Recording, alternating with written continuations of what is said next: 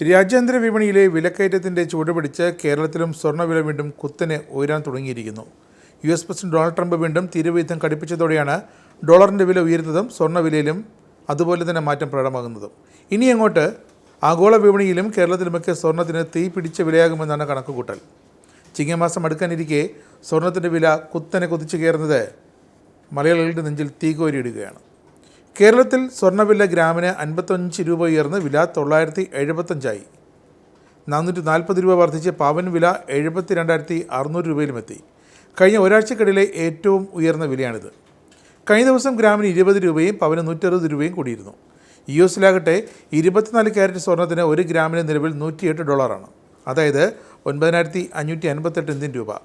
22 carrot സ്വർണം gram ഒന്നിന് US-ലെ വില $103.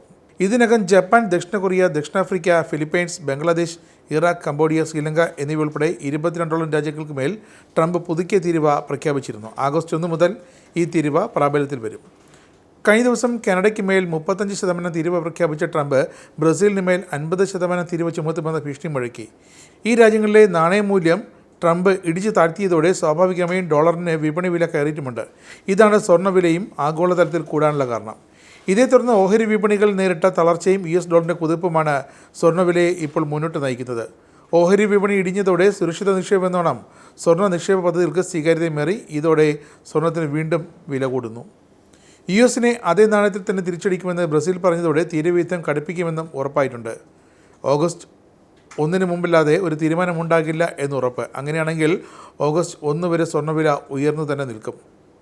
ഇങ്ങോട്ട് 50% താരിഫ് ചുമത്തിയതിന് അങ്ങോട്ട് അത് തന്നെ ചുമത്തുമെന്ന് ബ്രസീൽ പ്രസിഡന്റ് ലുലയാകട്ടെ ട്രംപിനെ വെല്ലുവിളിക്കുകയും ചെയ്തു.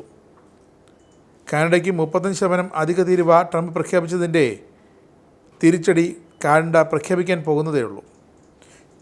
കാനഡയിൽ നിന്നും ഇറക്കുമതി ചെയ്യുന്ന കാറുകൾക്കും ഓട്ടോ പാർട്സിനും ട്രംപ് 25% തീരുവ ഏർപ്പെടുത്തിയത്. ജൂണിൽ കനഡിയൻ സ്റ്റീൽ, അലുമിനിയം ഇറക്കുമതികൾക്ക് 50% തീരുവയും പ്രഖ്യാപിച്ചിരുന്നു.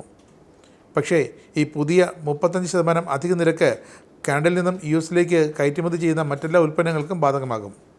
ഇതൊക്കെ അതത് രാജ്യങ്ങൾമേൽ ചുമത്തിയ താരിഫാണെങ്കിലും സ്വർണ്ണവിലയിൽ ഡോളറിൻ്റെ വില കുത്തനെ കുതിക്കുന്നത് വിലയേറ്റും എന്ന് തന്നെയാണ് ഇപ്പോഴത്തെ അഭ്യൂഹങ്ങൾ. അതുകൊണ്ട് തന്നെ സ്വർണ്ണവില കുറച്ച് ദിവസത്തേക്കെങ്കിലും ആഗോള വിപണിയിലും അതിൻ്റെ പ്രതിഫലനമെന്നോണം കേരളത്തിലും ഉയർന്നു തന്നെ നിലനിൽക്കുമെന്നാണ് ഇപ്പോഴത്തെ സൂചനകളും.